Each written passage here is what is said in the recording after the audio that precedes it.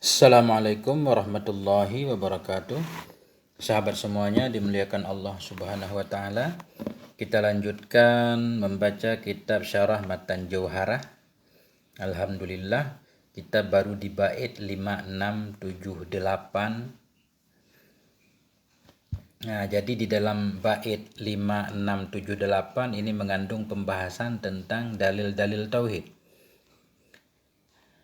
Artinya tadi dalam bait mengetahui dengan usuluddin itu wajib, sehingga perlu ada penjelasan. Jadi sebelum terlalu jauh kita masuk dalam tauhid, sebelumnya kita harus tahu dulu dalil-dalil ilmu tauhid itu apa aja. Dalam pasal inilah yang akan dibahas. Bismillahirrahmanirrahim.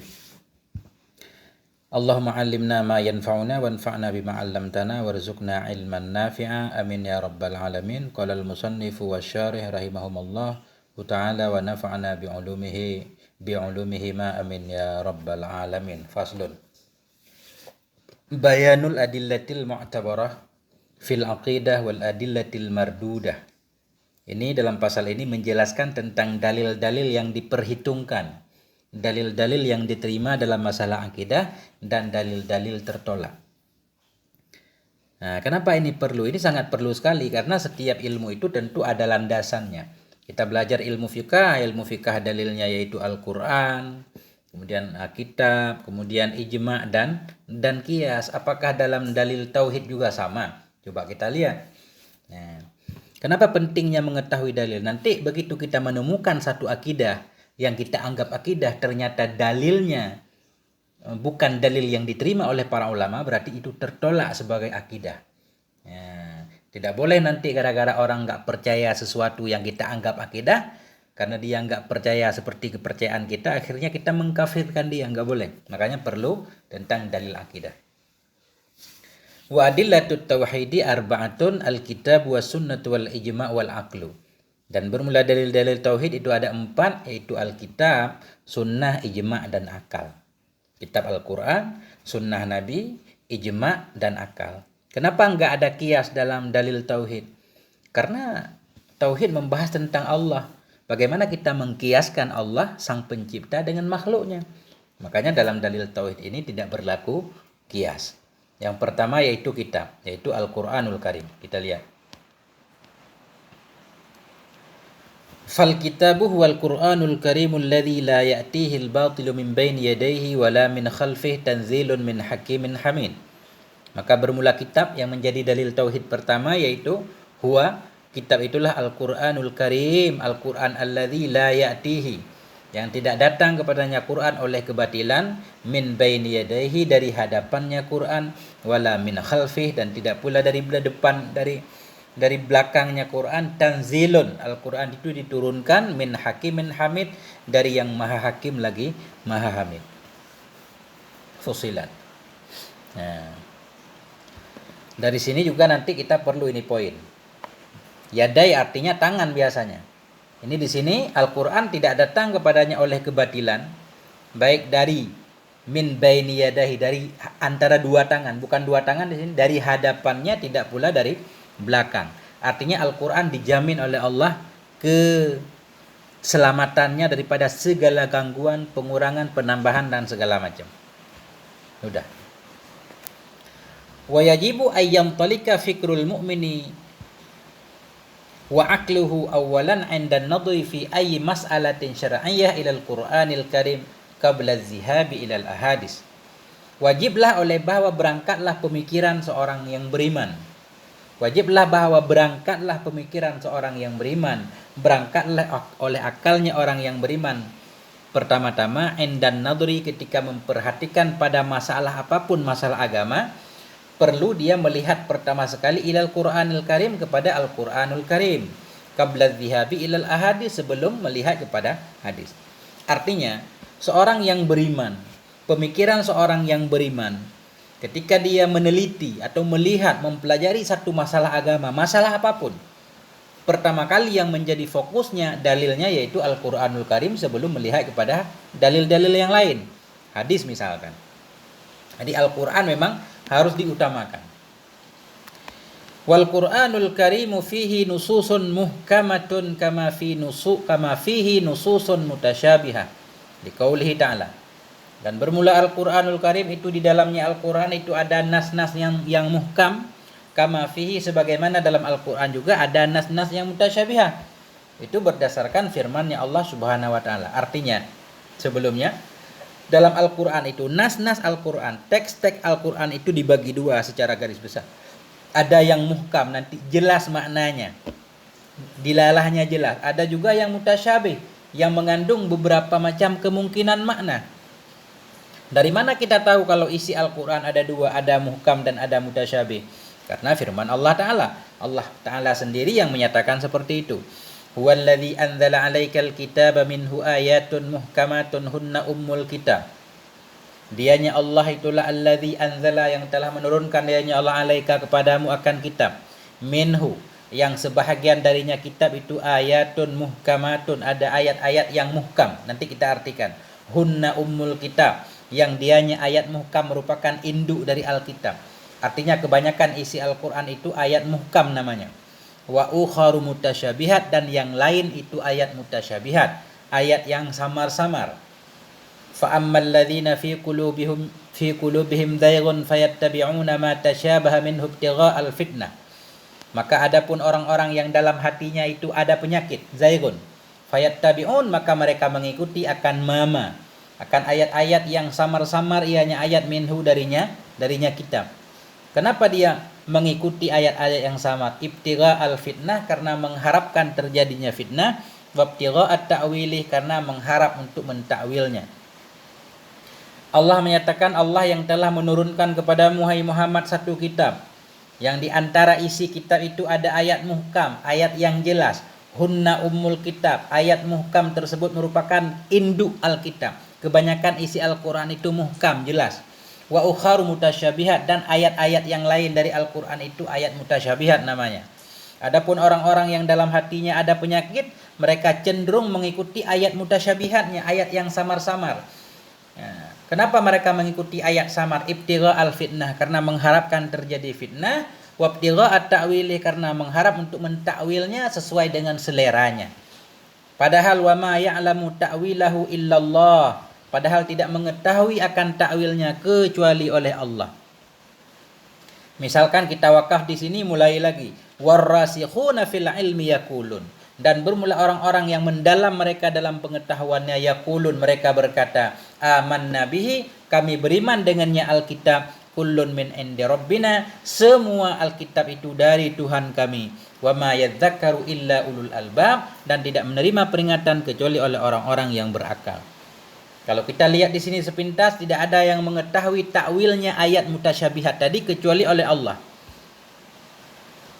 Kalau wakaf di situ, apakah orang yang mendalam ilmunya tahu enggak tentang takwil mutasyabihat? Kemudian Allah melanjutkan, warrasihun, adapun orang yang mendalam dalam pengetahuannya, mereka berkata, kami beriman baik kepada ayat yang muhkam dan ayat mutasyabihat, kami beriman semuanya datang dari Allah. Nah, nanti pembahasannya. Kalau wakafnya di sini pasti itu tidak mengetahui akan takwilnya ayat mutasyabihat kecuali Allah dan kecuali oleh orang yang mendalam dalam ilmu. Nah, ada yang wakafnya di sini. Kemudian yaqulun, mereka berkata, orang-orang yang mendalam ilmunya berkata, kami beriman dengan semua Alkitab, semua isinya, semua dari Tuhan kami. Nah, dari sinilah nanti terjadi perbedaan pendapat para ulama. Ketika Allah mengecualikan, tidak mengetahui akan mutasyabihat tadi kecuali oleh Allah. Dan orang yang mendalam dalam ilmu, artinya orang yang mendalam ilmunya juga diberi pengetahuan oleh Allah untuk mengetahui ayat mutasyabihat, walaupun tidak mengetahui semuanya. Kita lanjutkan dulu. Wa ma'naha, dan bermula makna ayatnya di atas. Anna ayatil Qur'anal karima tangkasimu ila ayatin muhkamatin wa ayatin mutasyabihah.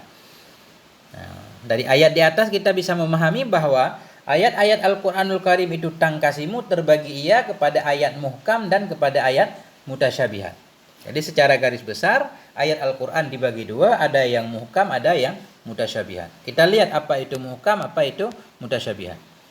Wa qad bayyana subhanahu annal ayatil muhkamati wa hiya allati la tahtamilu illa ma'nan wahid hunna aslu wal asasu wal wal marja'u fi fahmi ayatil Qur'anil Karim baliddin bi asri. Dan sungguh telah menjelaskan oleh Allah Subhanahu wa taala bahwa sungguh ayat-ayat yang muhkam. Apa itu ayat yang muhkam? Wahiyya allati. Dianya ayat muhkam itu ayat-ayat yang tidak muhtamil ya, yang tidak mengandung kemungkinan ya kecuali satu makna. Allah menjelaskan ayat-ayat muhkam yang ada dalam Al-Qur'an yaitu ayat yang tidak mengandung kecuali satu makna. Hunna. Dianya ayat muhkam itulah asal, wal asas dan fondasi, wal dan induk, wal marja'u dan menjadi rujukan fi fahmi ayatil Qur'anil Karim dalam memahami ayat-ayat Qur'anul Karim baliddini bi asri, bahkan dalam memahami agama dengan seluruhnya agama. Artinya dalam ayat di atas Allah menjelaskan isi Al-Qur'an ada muhkam, ada mutasyabihat, dan muhkam Allah menyatakan hunna ummul kitab. Kebanyakan isi Al-Qur'an yaitu muhkam. Berarti ayat mutasyabihat nanti harus dipahami berdasarkan ayat muhkam. Jadi Allah menjelaskan sendiri bahwa ayat muhkam yaitu ayat yang tidak mengandung kecuali satu makna menjadi asal, menjadi fondasi dan induk dan rujukan dalam memahami ayat-ayat Quran yang lain. Bahkan dalam memahami seluruh persoalan agama yang menjadi patokannya yaitu ayat muhkam. Karena itu ayat yang jelas. Fala yajuzu fahmul Qur'ani illa bihinna. Maka tidak bolehlah oleh memahami Al-Qur'an melainkan dengannya ayat muhkam. Wazza'ighuna humul ladzina yaj'aluna al-mutasyabiha wa huwa ma yahtamilu aksara min ma'nan al-asla wal asasa. Dan bermula orang-orang yang tergelincir. Mereka itulah orang-orang yang menjadikan ayat mutasyabih. Apa itu ayat mutasyabih? Ma yahtamilu. Ayat-ayat yang mengandung yang mungkin mengandung lebih dari satu makna. Adapun orang-orang yang melenceng, yaitu orang-orang yang mereka menjadikan ayat mutasyabihat, ayat yang samar-samar, al-asla menjadikannya sebagai asal, sebagai fondasi. Fatamassaku nabihi, maka mereka berpegang dengan ayat mutasyabihat tersebut, wala yurji'unahu ilal muhkamat, dan tidak mau mengembalikan oleh mereka akannya ayat mutasyabihat kepada ayat muhkam. Fayudillun, maka sesatlah mereka dengan demikian. Wayazighun, tergelincirlah mereka. Fayakununa, maka jadilah mereka sababal fitnah, menjadi sebab terjadinya fitnah fil ummah, pada umat. Jadi orang-orang yang melenceng, orang-orang yang menjadikan ayat mutasyabihat sebagai asal, sebagai fondasi. Jadi semua ayat muhkam nanti dipahami berdasarkan ayat mutasyabihat. Akhirnya mereka berpegang dengan ayat mutasyabihat, tidak mau mengembalikan kepada muhkam. Mereka pun sesat, mereka melenceng, mereka menjadi sebab terjadi fitnah pada umat ini. Contohnya begini misalkan. Ayat yang jelas nanti laisa kamitslihi syai'un wa huwas samiul basir. Allah itu tidak menyerupai dengan apapun. Begitu ketemu ayat-ayat yang samar-samar seperti ayat misalkan yadullah, tangan Allah. Jambillah, lambung Allah. Mestinya ayat-ayat yang samar tadi dipahami berdasarkan laisa kamitslihi syai'un. Bagaimana cara memahaminya supaya tetap Allah tidak menyerupai dengan makhluk. Jangan sampai kita menetapkan kepada Allah punya tangan, Allah punya lambung dan sebagainya. Justru ayat laisa kamitslihi syai'un yang jelas-jelas kita pahami berdasarkan ayat mutasyabihat tadi. Itu yang tidak boleh. Makanya orang-orang yang melenceng tadi mereka menjadikan ayat mutasyabihat sebagai dasar dan fondasi. Mereka berpegang dengannya, mereka tarik ayat-ayat yang terang tadi yang muhkam dipahami berdasarkan ayat-ayat mutasyabihat. Akhirnya mereka menetapkan Allah punya tangan walaupun tidak sama dengan tangan makhluk. Allah punya mata, Allah punya kaki, Allah punya betis dan segala macam yang akan kita bahas ke depan. Akhirnya mereka menjadi sebab terjadi fitnah dalam umat ini. Akhirnya masyarakat Islam jadi berkelompok-kelompok dan berkotak-kotak dan saling mengkafirkan. Kenapa mereka jadi fitnah dalam umat? Li'annahum yu'awwilunahu ta'wilan batilan fasidan hasba ahwaihim. Karena mereka orang yang tergelincir tadi, yu'awwilunahu, mereka mentakwilkan ayat mutasyabihat tersebut ta'wilan batilan, akan sebagai takwil yang batil lagi yang rusak, hasba ahwaihim, sesuai dengan hawa nafsu mereka. Wa amma ma'nahu wa ta'wiluhu sahihu fala ya'lamuhu illa Allah Ta'ala. Adapun bermula maknanya ayat mutasyabihah, wa ta'wiluhu adapun bermula takwilnya ayat mutasyabihah, takwil yang sahih, fala ya'lamuhu, tidak mengetahui akannya takwil kecuali oleh Allah Ta'ala.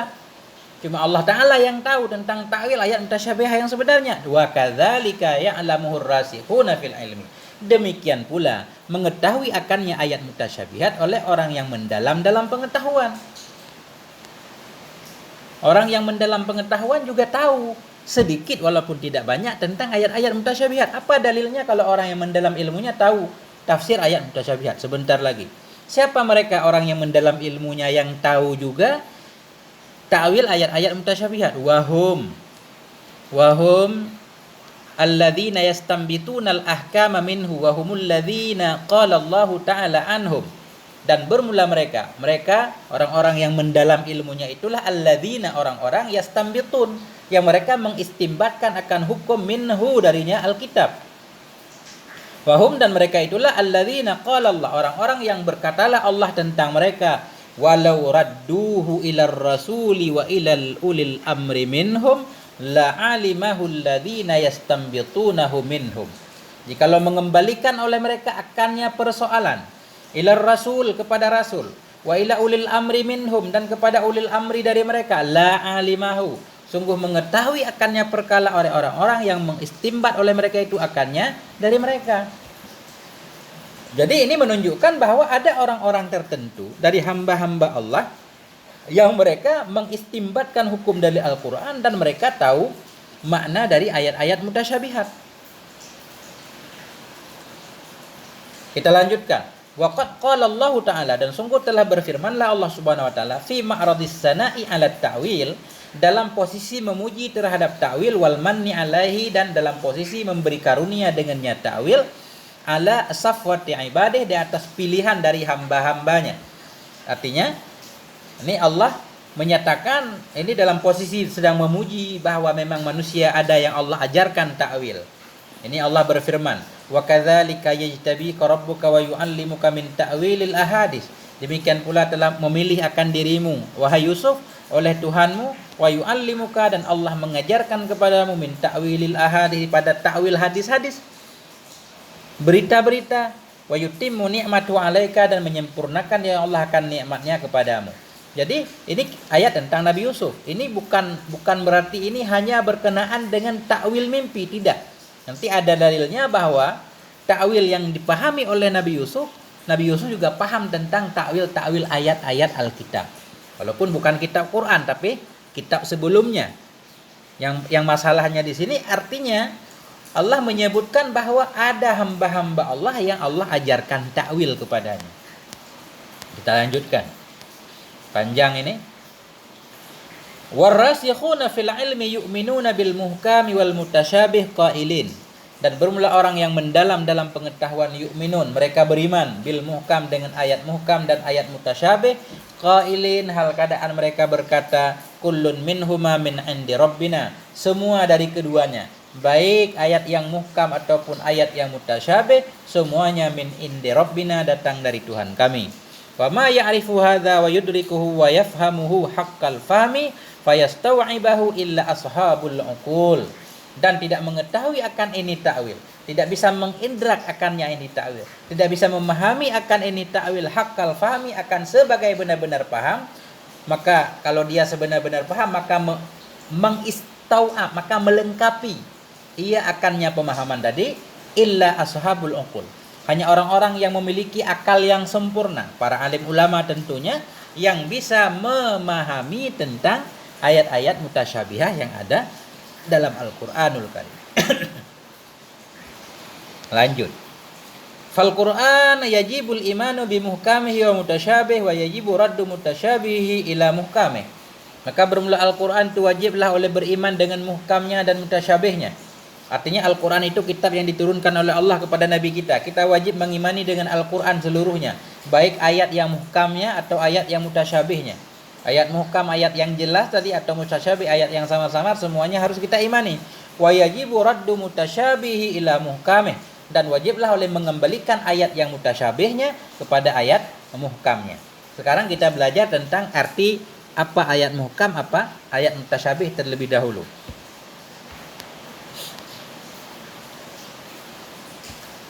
Fannasul mutasyabihu huwa ma yahtamilu aksara min ma'na. Fayajibu fahmuhu wa ta'wiluhu hasbal ayatil muhkamah li'annahunna ummul kitab. Maka bermula nas yang mutasyabih, artinya ayat yang mutasyabih, ayat yang samar, huwa ma, yaitu ayat-ayat yahtamilu, yang mengandung kemungkinan ya aksara lebih banyak min maknan dari satu makna. Ayat-ayat yang mengandung pemahaman lebih dari satu, fayajibu fahmuhu, maka wajiblah oleh memahaminya ayat, wa ta'wiluhu, dan mentakwilnya ayat, hasbal ayatil muhkamat, sesuai dengan ayat-ayat yang terang, yang muhkam. Kenapa ayat mutasyabih harus mengikuti ayat muhkamat? Li'annahunna umul kitab, karena ayat muhkam itu induk dari Alkitab. Kebanyakan isi Alkitab, Al-Quran, yaitu ayat muhkam. Jadi ayat-ayat yang samar-samar harus dipahami berdasarkan muhkam. Wa asasul muhkamati fit tauhidi qauluhu ta'ala, dan bermula asal, pondasi ayat yang jelas fit tauhid, dalam masalah tauhid, itu firman-Nya Allah Ta'ala. Apa firman Allah? Lam yalid wa lam yulad. Itu yang pokok. Allah tidak melahirkan dan tidak dilahirkan. Walam yakun lahu kufuwan ahad, dan tidak ada baginya Allah itu setara siapapun. Ini ayat yang sangat jelas membahas tentang tauhid, bahwa Allah beda dengan makhluk, tidak beranak, tidak diperanakkan, tidak ada siapapun yang setara, yang sebanding, yang sama dengan Allah. Wa qauluhu ta'ala, dan firman-Nya Allah Ta'ala. Ini ayat pokok dalam masalah tauhid, yaitu laisa kamitslihi syai'un. Tidak ada seperti Allah sesuatu apapun. Wa amsalihi, dan seumpamanya ayat-ayat yang lain. Artinya dari dua ayat ini jelas, lam yalid wa lam yulad, laisa kamitslihi syai'un, jelas bahwa Allah tidak sama dengan makhluknya. Itu pokok ayat muhkam yang berkaitan dengan tauhid. Contoh ayat mutasyabih.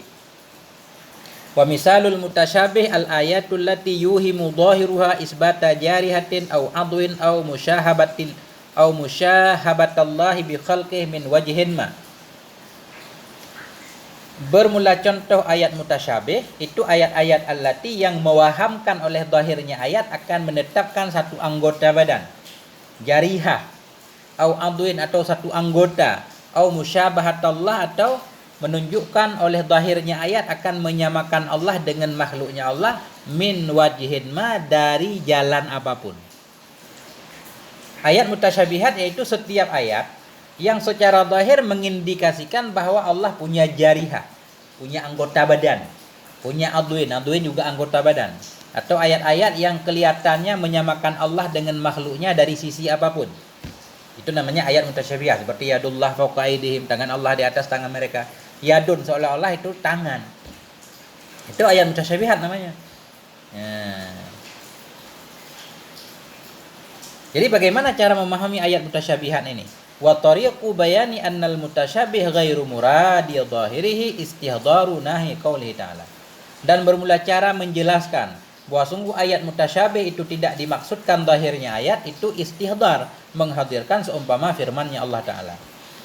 Bagaimana cara kita mengetahui bahwa ayat mutasyabihat itu tidak dimaksud zahirnya? Bagaimana cara mengetahuinya? Ketika Allah menyatakan yadullah fawqa aydihim, tangan Allah di atas tangan mereka misalkan. Yadun dalam bahasa Arab tangan. Dari mana kita tahu bahwa yadun di situ artinya bukan tangan sehingga kita mengartikan kekuasaan? Dari mana kita tahu bahwa ayat mutasyabihat itu tidak dimaksud zahirnya ayat? Dari mana? Sehingga harus ditakwil. Jadi, cara mengetahui, cara menjelaskan bahwa sungguh ayat mutasyabihat itu tidak dimaksud zahirnya, itu menghadirkan seumpama firman Allah Ta'ala. Ketika kita membaca ayat mutasyabihat, kita juga ikut membayangkan, memikirkan ayat seperti ini. Ya hasrata ala ma faratu fi jambillah. Wahai penyesalan ala ma faratu, di atas apa yang telah aku lalaikan fi jambillah, pada sisi Allah. Jadi jambun ini secara bahasa artinya lambung. Kalau kita artikan di sini lambung, Allah punya lambung. Wahai penyesalan atas apa yang telah aku lalaikan pada lambung Allah. Pasti nggak ada seorang pun yang akan mengartikan lambung Allah. Semua orang paham ketika membaca ayat ini bahwa orang itu menyesal karena telah melalaikan hak Allah. Walaupun tulisannya lambung. Ya, fi haqqillahi ta'ala. Wa ya hasrata, wahai penyesalan terhadap apa yang telah aku lalaikan pada hak Allah. Tulisannya jamben lambung tapi maksudnya hak Allah. Wala yuradu min dzikri lafdil jambi huna dhahiruhu, dan tidak dimaksud dari menyebutkan lafaz jambi di sini itu zahirnya lafaz. Apa itu lahir lafaz? Wa huwa isbat du'adun, yaitu menetapkan satu anggota bagi Allah. Berarti menunjukkan bahwa ini bukan arti yang sebenarnya. Kama anna misla qaulihi ta'ala, sebagaimana bahwa sungguh seumpama firman Allah Ta'ala, wahfidh lahuma janahadzulli minar rahmah, rendahkan olehmu bagi keduanya dua orang tua janahadzulli, akan sayap kehinaan, minar rahmah, dari kasih sayang. Ini janahun artinya sayap, kayak sayap burung. Apakah manusia Nabi Muhammad itu punya sayap? Ini perintah Allah kepada Nabi, wahfidh, rendahkan olehmu lahuma bagi keduanya akan sayap. Apakah manusia punya sayap? Tentunya tidak. Nah, ini namanya ayat-ayat mutasyabihat yang tidak boleh dipahami zahirnya, karena nggak mungkin zahirnya.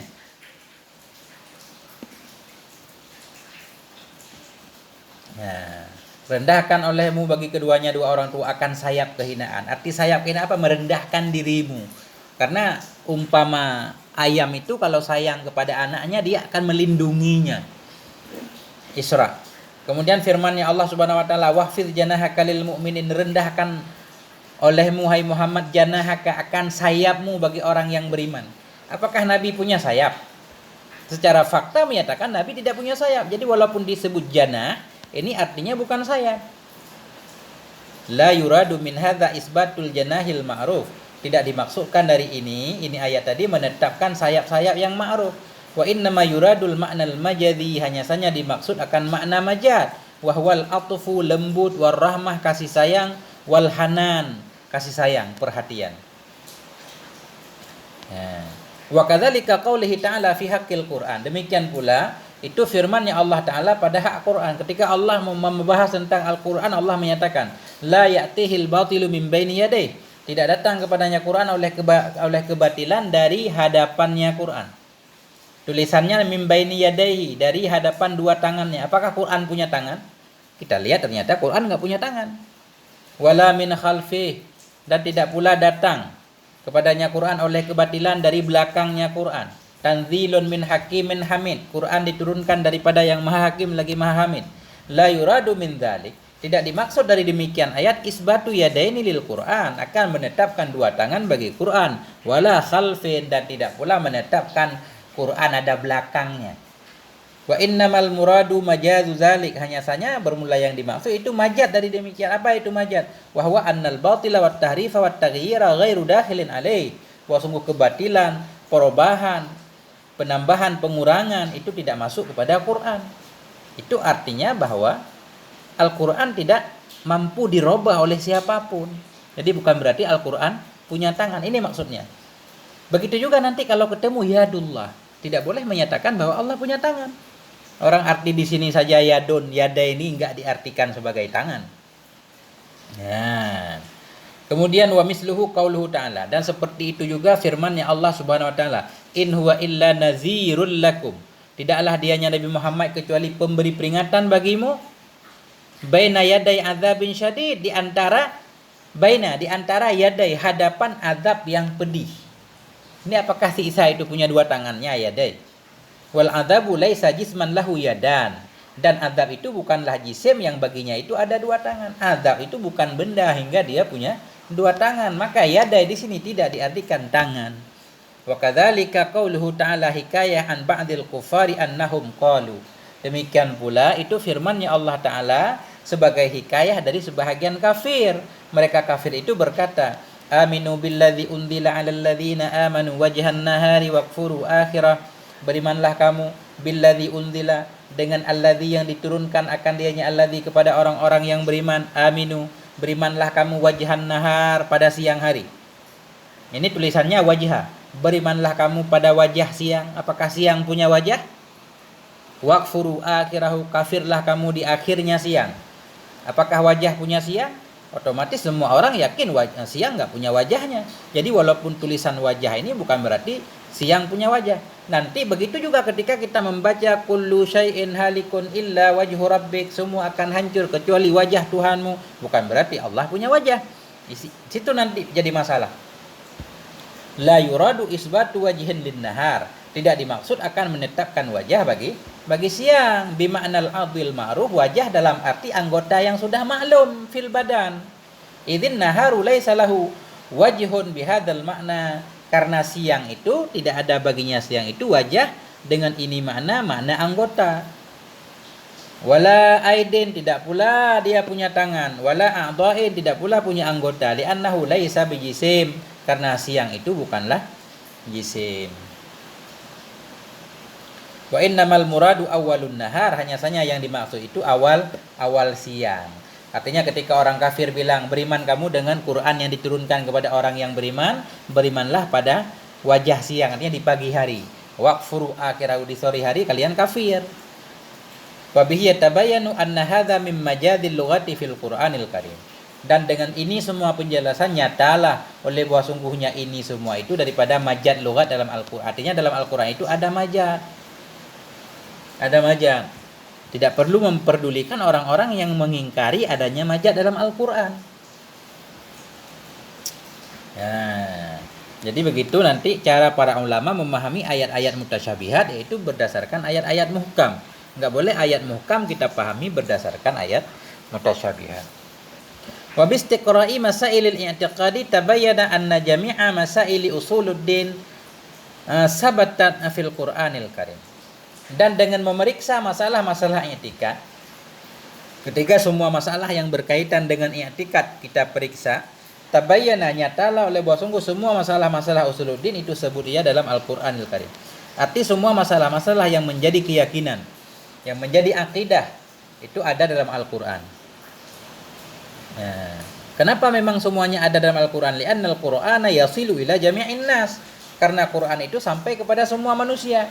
Al-Qur'an merata sampai kepada semua manusia. Fatuqamu alaihimul hujjah, maka ditegakkan kepada mereka akan hujjah. Ketika Quran sudah sampai kepada semua orang, kemudian semua masalah akidah ada dalam Al-Qur'an, itu Al-Qur'an bisa jadi hujjah kepada semuanya. Karena nggak bisa kita jadikan hujjah sesuatu kepada berdasarkan sesuatu yang belum sampai kepada orangnya. Begitu Al-Qur'an memang sampai umum merata, karena periwayatan Al-Qur'an merata dibanding yang lain, maka Al-Qur'an jadi hujjah. Khilafan lil hadis, sebalik dengan hadis. Fa innahu yasilu ila insanin wa la yasilu ila akhara. Maka bahwasanya hadis itu sampai ia kepada satu manusia dan tidak sampai ia kepada yang lain. Beda lagi dengan hadis. Karena hadis itu tidak merata. Ada orang-orang yang tidak sampai hadis kepadanya. Ada juga yang sampai. Makanya para ulama ikhtilaf dalam masalah dalil semacam fikah itu. Misalkan ada yang dalil hadis sampai ke Imam Syafi'i. Ada juga hadis yang tidak sampai kepada beliau, justru sampai kepada orang lain, sehingga terjadi perbedaan dalam masalah hukum furu'. Adapun dalam masalah akidah, dasar-dasar akidah semuanya ditetapkan dengan Al-Qur'an yang pertama. Karena Al-Qur'an memang sampai kepada semua orang, maka jadilah Al-Qur'an itu sebagai hujjah. Berbeda dengan hadis, karena hadis itu sampai kepada seorang manusia dan tidak sampai kepada yang lain. Waqad hasala dzalik, dan sungguh telah terjadilah oleh demikian ma'a kibaril a'immah, bersama pembesar-pembesar imam. Dan sungguh telah terjadi itu. Apa yang telah terjadi? Artinya ada sebahagian hadis yang didapati oleh seorang ulama, tidak didapati oleh ulama yang lain. Wa dzalika tahqiqan liqaulihi ta'ala, demikian itu sebagai kebenaran bagi firman-Nya Allah Subhanahu wa taala. Apa firman Allah? Ma faratna fil kitabi min syai', tidak kami luputkan dalam Al-Qur'an min syai', dari sesuatu apapun. Setiap sesuatu yang kita butuhkan, terutama yang berkaitan dengan masalah akidah, semuanya ada dalam Al-Qur'an. Allah sendiri bilang ma faratna, tidak kami luputkan dalam Al-Qur'an dari sesuatu apapun. Wa qauluhu ta'ala, dan firman-Nya Allah Ta'ala, maka hadisan yuftara, tidak ada ianya Quran itu hadis yang diada-adakan. Arti hadis itu tidak ada ianya Quran itu satu berita yang diada-adakan. Walakin tasdiqal ladzi baina yadayhi, tetapi Al-Qur'an itu tasdiqan, membenarkan bagi alladzi yang ada di hadapannya, Taurat dan Injil, wa tafsila kulli syai', dan menguraikan segala sesuatu, wa hudan, menjadi petunjuk dan menjadi rahmat bagi orang-orang yang beriman. Artinya dalam Al-Qur'an itu sudah ada segala hal, menjelaskan segala hal yang dibutuhkan oleh manusia, khususnya yang berkaitan dengan tauhid tadi. Nah, karena itu hal pokok yang menyangkut dengan akidah mesti ada dalam Al-Qur'anul Karim. Jadi kesimpulan sementara, Dalil yang membahas tentang tauhid, dalil yang diterima dalam masalah tauhid ada 4, Al-Quran, sunnah Nabi, ijma, dan akal. Kita baru membahas satu, yaitu Al-Quran. Di mana Al-Quran dalamnya ada ayat muhkam, ada ayat mutasyabihat. Ayat muhkam ayat yang jelas, ayat mutasyabihat ayat yang samar-samar. Jadi harus memahami ayat mutasyabihat tadi berdasarkan ayat muhkam, supaya tidak terjerumus ke dalam menyerupakan Allah dengan makhluknya, supaya terbebas dari paham mujassimah dan musyabbihah. Sampai di sini dulu. Mohon maaf atas segala kekurangan. Semoga ada manfaatnya. Wal afwa minkum. Wassalamualaikum warahmatullahi wabarakatuh.